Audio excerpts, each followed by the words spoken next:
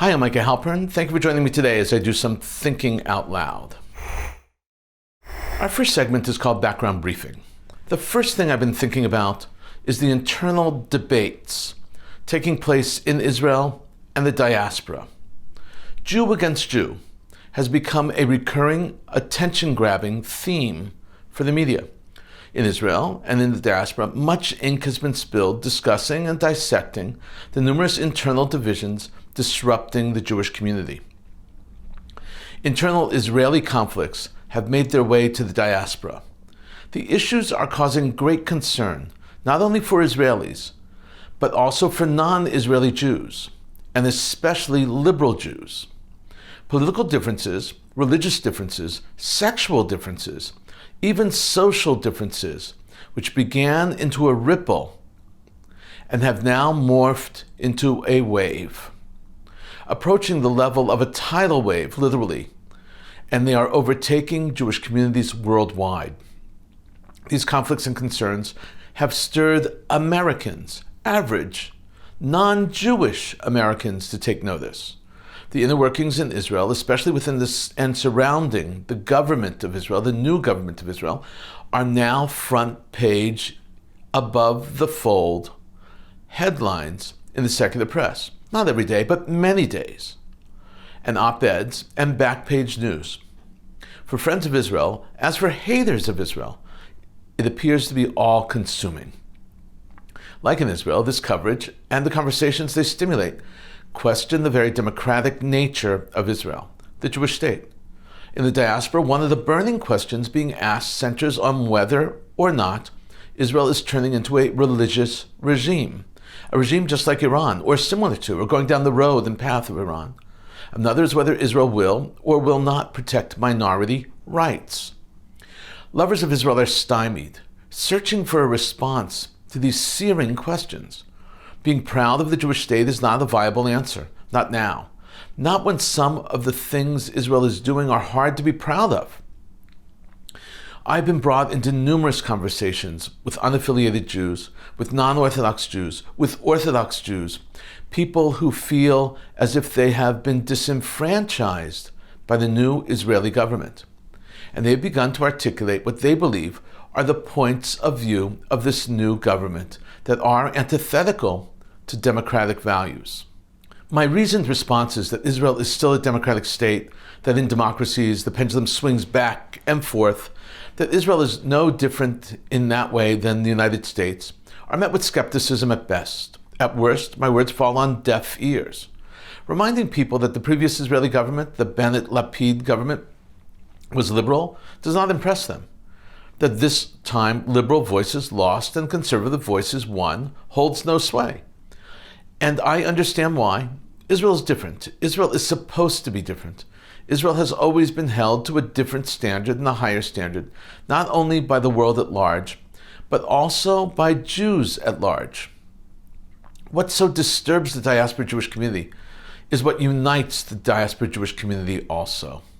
The reality is that there are many more positive forces that bind Jews of the world together with Israel and with themselves than splinter it apart. For mainstream Jews across the world, Israel is still the centerpiece of Jewish life.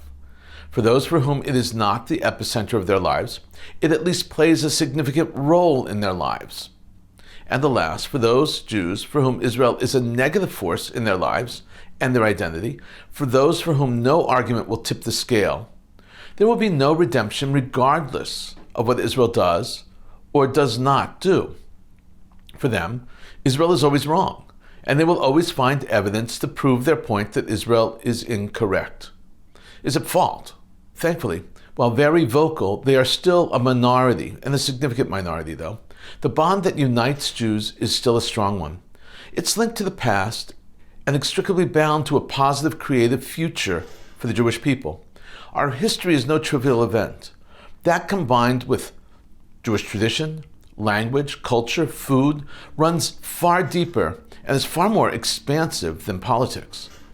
And that link is strengthened in defense against those who attack Jews or attack Israel, especially attacks against Israel. As Theodore Herzl once said, We are a people, our enemies have made us one. Let the media cover the internal struggles. Let Jew debate Jew. In the end, Israel has nothing to hide. Debate is mere dialogue.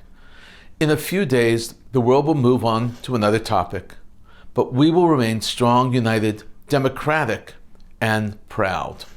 Coming up next, Points of View. First up is a column from the Times of Israel that was published on December 29, 2022. It's entitled, How American Jews Should Navigate Israel's New Political Reality, subtitled, 3 Key Ways to Move Forward in Your Relationship with the Jewish State, even if you find its new leadership and their promises distasteful. The column is authored by David Bernstein. The aim of this column is to try to provide American Jews with a way to continue to connect with Israel despite disagreements with current leadership and some new proposed policies. As I have just indicated in our background briefing, it is a question I'm asked day after day. It is a top agenda item for almost every lover of Israel across the political spectrum. This issue is not going away. This discomfort cannot be assuaged or massaged away. It needs to be addressed. Disagreements must be respectfully articulated. This is how Bernstein addresses the issue. In the wake of the recent elections, Israel has fallen into political crisis that threatens to tear the country apart. Mati Friedman wrote a sobering piece in Tablet that the political crisis in Israel is not threatening democracy or the peace process, which hasn't existed for more than 20 years. It's dismantling the ability of Israeli Jews and possibly the Jewish world as a whole to act together in our common interests. How should American Jews respond to these developments? Bernstein provides the reader with tools. He explains that it is about mindset, about a way of looking at a situation. In a sense, he's saying, do not separate. Look at this as a participant, as a player, not as an outsider looking in. He begins with tool number 1 and writes, 1. Adopt a they are us mindset. American Jews who criticize Israel often come across like they're speaking about an alien nation, not the beloved state of the Jewish people. To be sure, many but not all of these critics really do love Israel. They should temper their criticism just as thoughtful people do when someone they love, such as a family member, disappoints them. American Jews should think of Israel's problems as our own, like troubles in our own family. Tool number 2 is attitudinal.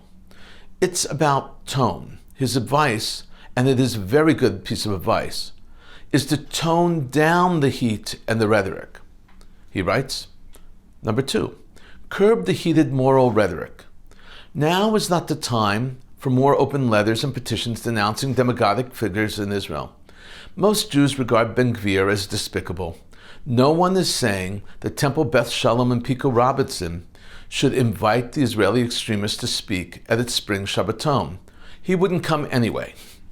The American Jewish moral posture, our impulse to condemn hateful rhetoric and render moral judgment, is a communal strategy forged in the civil rights era, meant to push scary anti-Semitic voices to the margins. It has its time and place, but we don't always have to be on the condemnation footing. It is not always the best way to counter domestic anti-Semitism, and it does nothing to deplatform duly elected Israeli officials, no matter how loathsome they are. Restraining our moral impulses will not normalize these extreme voices.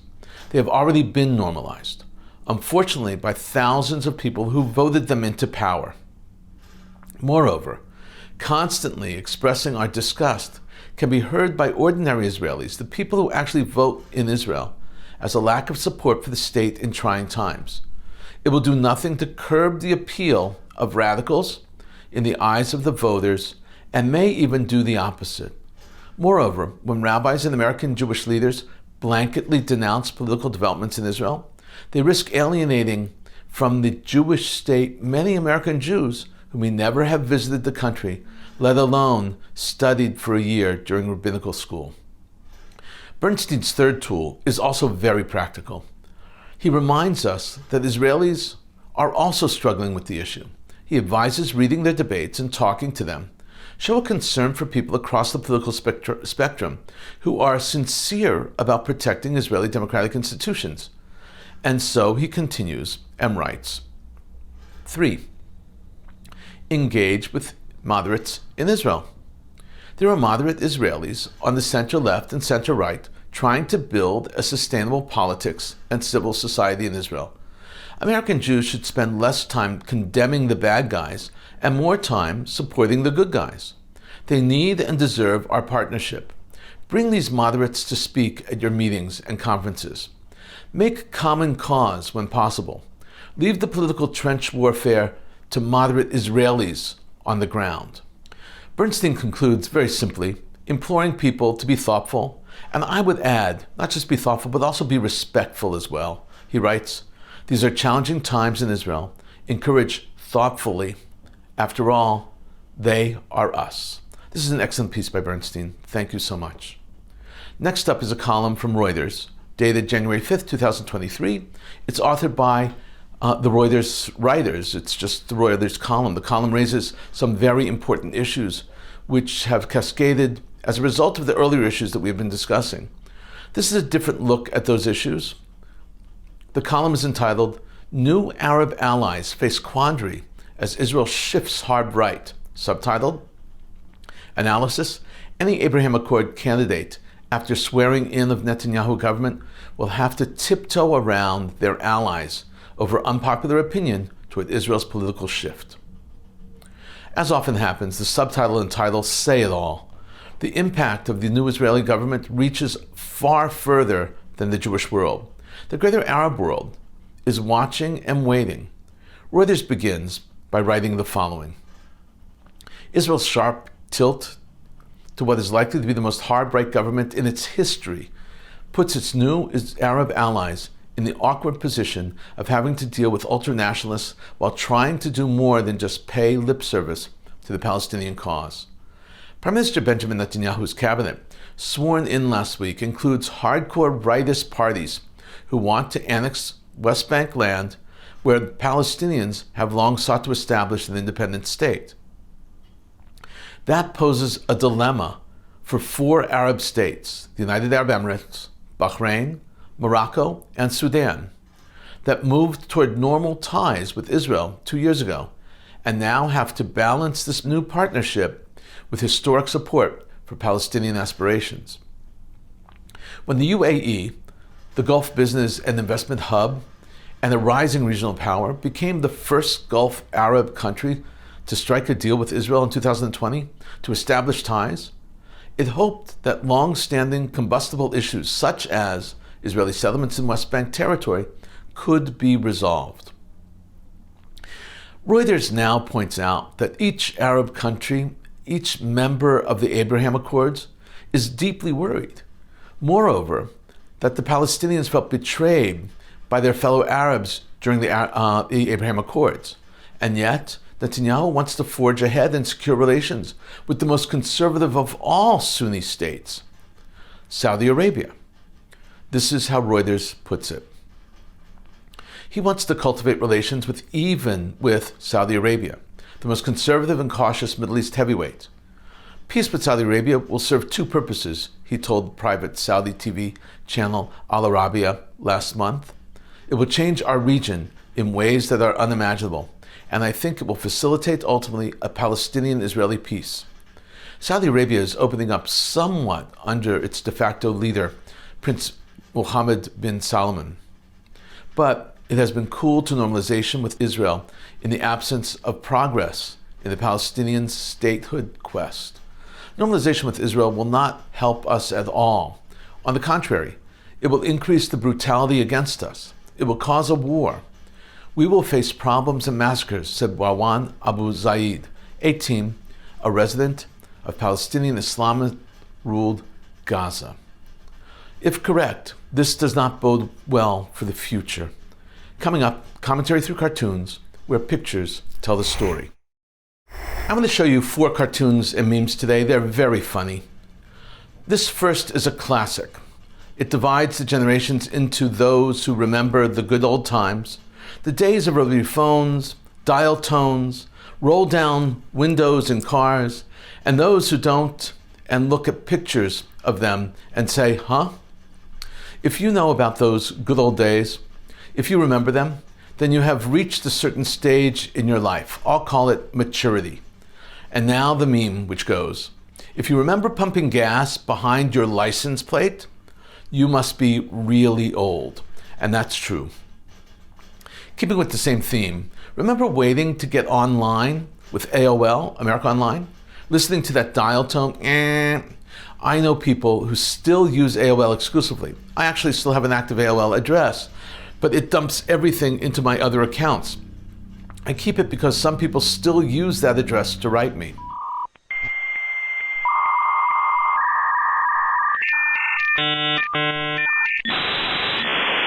This meme reads, to build character, I make my kids stare at this for 5 minutes before they can use Wi-Fi. That's hilarious. That's what we did, we just waited. Since I'm already on the theme of age, here's another. The next meme actually says it all. It has 3 frames. The title is, we might be old, but we drove the best cars, had great hair, and had the best music. I'll keep your eyes on the road, your hand upon the wheel.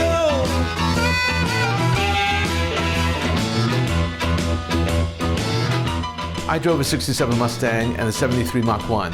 Those were great cars. This last meme is part of a sub-theme that I will be continuing to develop and have continued to develop over time. Something we need to remember, to embrace, and to internalize. A scientist wearing his lab coat says, studies finds that hearing an opposing viewpoint causes no real harm. Wow, mutual respect is vital to dialogue and to our ability to resolve issues. People are different, and people have different points of view. Learning to understand people and their point of view, even and especially people with whom we disagree, is essential. Unfortunately, more and more of it is becoming a lost art. In a moment, more of my own perspective and a few predictions. The U.S. State Department has admitted that the Biden administration maintains several backdoor methods of communication with the Iranian regime. This has been an open secret for a long time, but never before has it been official and on the record. While the governments of Iran and the United States use this method to communicate on multiple issues, the U.S. denies that a return to the 2015 Iran nuclear deal is at the top of the agenda. According to a quote given to the popular Israeli newspaper Yisrael Hayom by a U.S. State Department spokesperson, the quote is, "We have avenues to communicate with Iran on issues of concern, such as the issue of the release of U.S. citizens unlawfully detained in Iran, but we do not intend to detail them." The spokesperson stressed that a return to the original 2015 nuclear deal was not relevant at this stage by saying that, quote, "The deal is not the focus of our concerns. Since September, we have focused on defending the basic freedoms of the Iranian people and against Iran's deepening military partnership with Russia and its support for the war in Ukraine."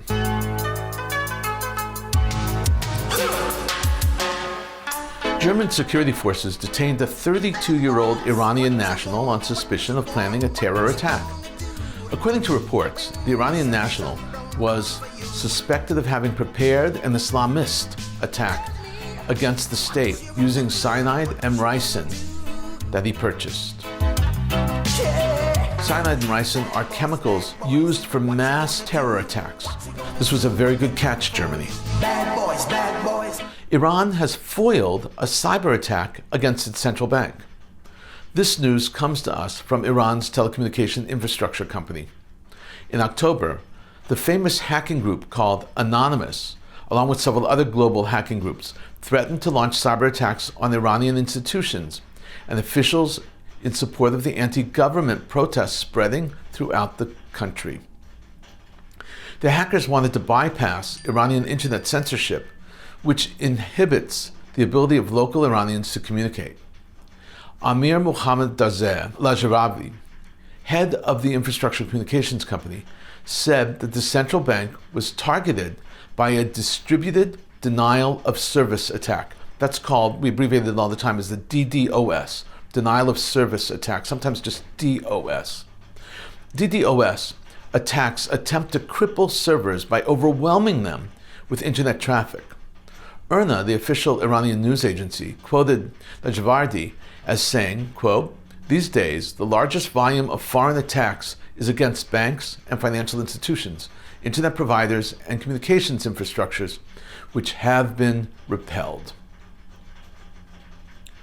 Iran has executed 2 more men as the country looks to crack down on the nationwide protests. The reports of these deaths come from multiple sources, from Western sources as well as internal sources within Iran.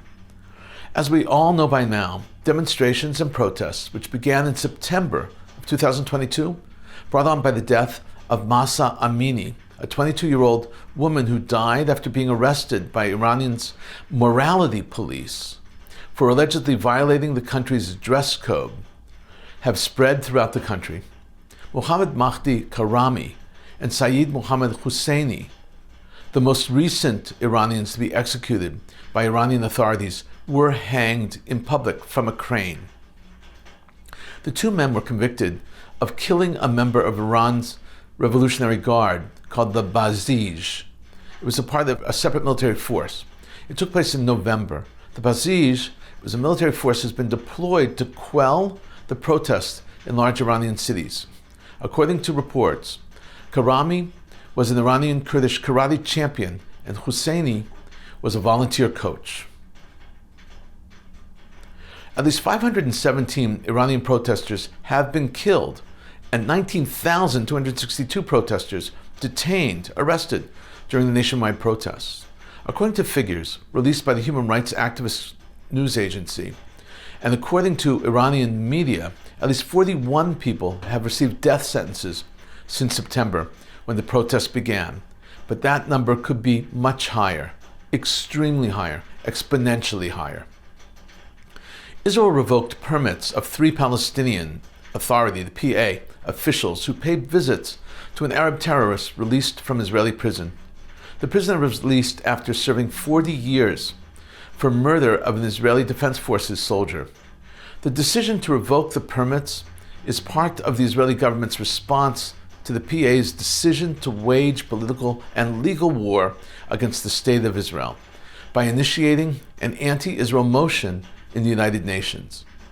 Top PA officials receive Israeli permits that allow them to travel easily in and out of the West Bank. But now, Israel's Security Cabinet said it will deny entry to the Jewish state to VIPs who are leading the political and legal war against Israel. A rocket fired from the Gaza Strip into Israel fell short and crashed in an open field in the Palestinian enclave. The Israeli military said that the air raid sirens were not activated by the crash. The launch came at a time when Israeli-Palestinian tensions are running high, spurred by the recent visit of Israeli National Security Minister Itamar Ben-Gvir to Jerusalem's highly volatile Temple Mount.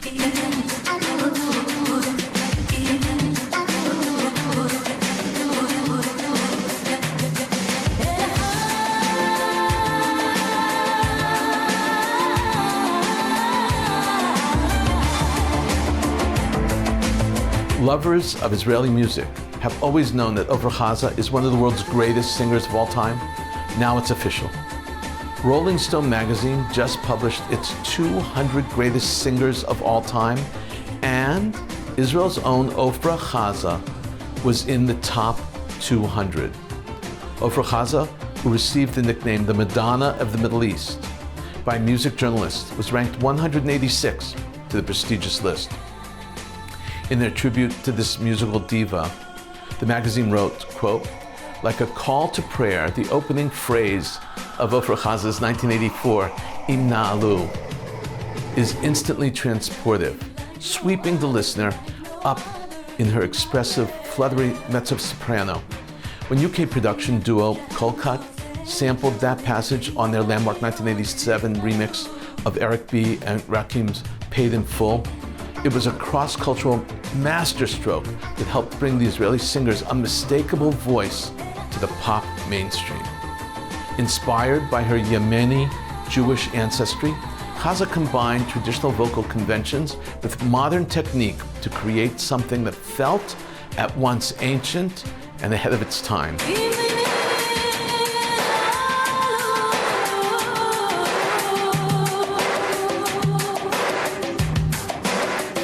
On albums like 1984's Shiri Teman, 1988's Shaddai, and 1992's Kirya, her unprecedented splash in the US pop market cemented her status as the Madonna of the Middle East. Ofra Chazа was born on November 19, 1957 in the impoverished Tel Aviv neighborhood of Shchunat HaTikva. She was one of 9 children with 6 sisters and 2 brothers.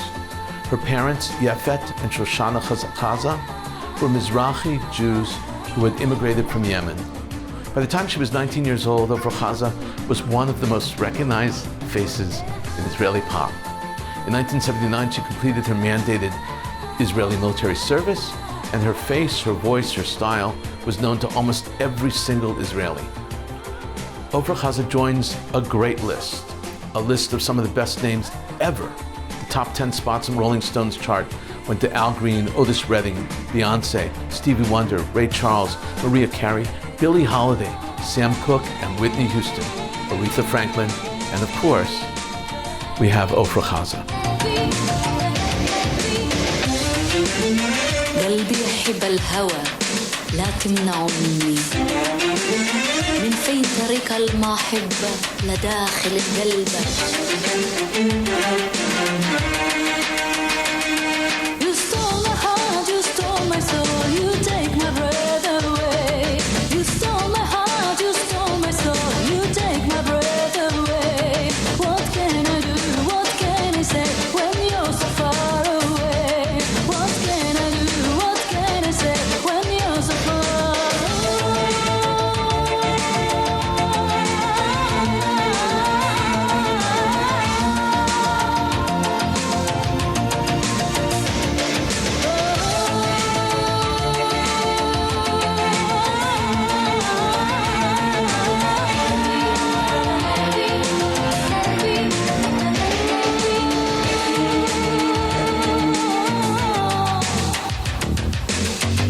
We've been thinking out loud about a lot today. Now that you know what I've been thinking, let me know what you're thinking. Email me at micah@jbstv.org. Tweet me at Micah Halpern. Tell me what you think. Before we end, let me leave you with one piquante piece of information. Did you know that rabbinic literature preserves the minority opinion? Not only that, rabbinic literature goes to great lengths to make certain that the opinions of minority rabbis are clearly articulated and thoroughly respected. And taking it a step further, future discussions often cite the minority thought as proof and as precedence for other opinions in the future of the rabbinic dialogue. What this tells us is that losing a rabbinic argument is not a loss at all.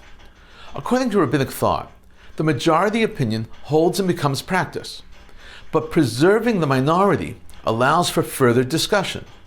These discussions, sometimes called arguments, continue even to this day.